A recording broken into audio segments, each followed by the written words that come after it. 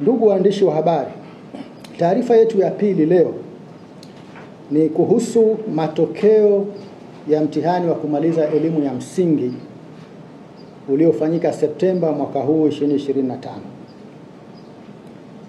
Baraza limeidhinisha kutangazwa rasmi kwa matokeo hayo katika kikao chake cha 168 kilichofanyika tarehe 1 Novemba 2025 katika ofisi hizi za baraza. Kuhusu usajili na mahudhurio, jumla ya watahiniwa 1,172,324 walisajiliwa kufanya mtihani wa kumaliza elimu ya msingi, wakiwemo wasichana 637,162 sawa na 54%, na wavulana 535,162 sawa na 46%. Kati ya watahiniwa waliosajiliwa, watahiniwa wenye mahitaji maalum walikuwa 4,682 sawa na 0.4%. Mahudhurio katika mtihani huu yalikuwa 98% sawa na watahiniwa 1,146,231. Aidha, wapo watahiniwa 26,093 sawa na 2% ambao hawakufanya mtihani pamoja na kuwa tuliwasajili.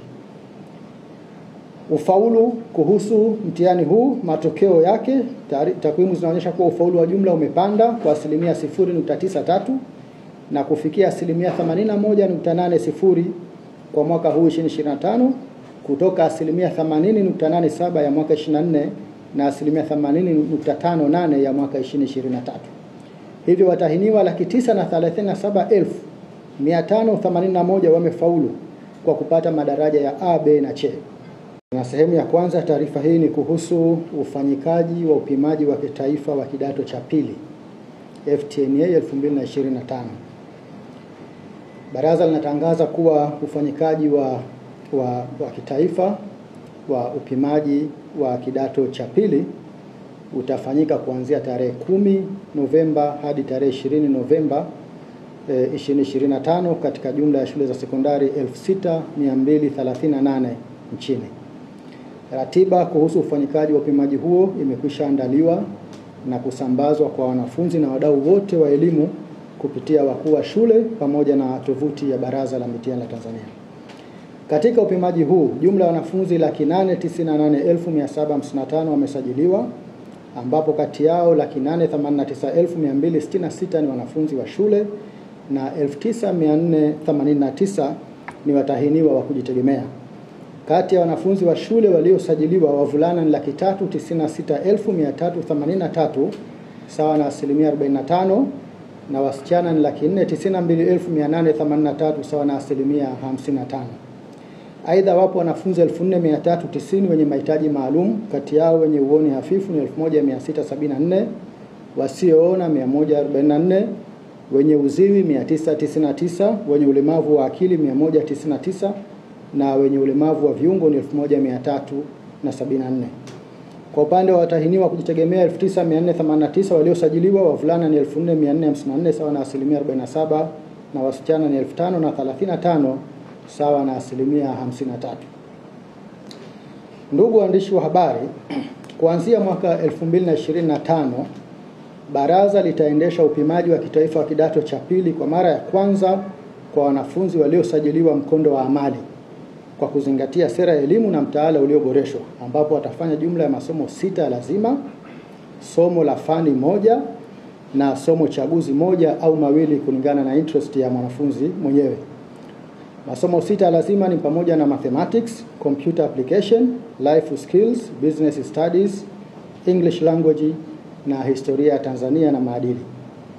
Kila mwanafunzi wa mkondo wa amali ana fursa ya kufanya fani moja kutoka katika fani kuu 15 za ufundi au fundi stadi alizochagua kwa mujibu wa mtaala ulioboreshwa.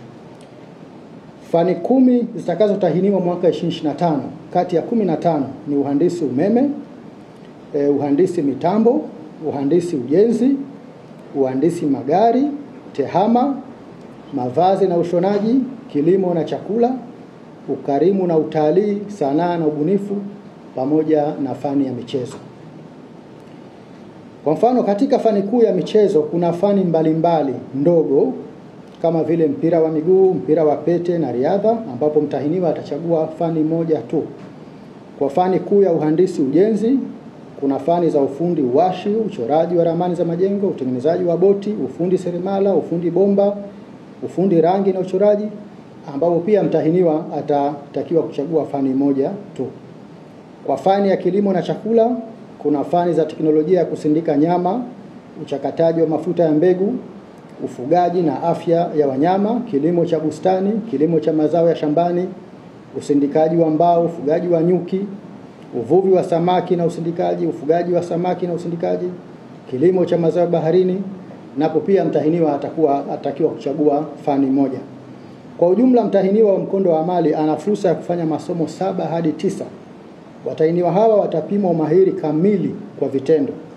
Aidha, mtahiniwa anaweza kuchagua kufanya somo moja saidizi au bebezi la lugha miongoni mwa lugha za kigeni kama Kifaransa, Kiarabu na Kichina ili kuiongezea thamani amali aliyoichagua. Kwa mfano, mtahiniwa aliyechagua amali ya ukarimu na utalii na anatarajia kujiajiri au kuajiriwa katika soko ambalo watalii au wateja wake wengi wanazungumza lugha ya Kifaransa, basi atapewa fursa ya kufanya French language. Kwa wanafunzi wa kidato cha pili wasiosoma mkondo wa amali, watafanya upimaji wao kwa kuzingatia mtaala wa zamani ambao kwa mwaka huu 2025 tutakuwa tunaupima kwa mara ya mwisho.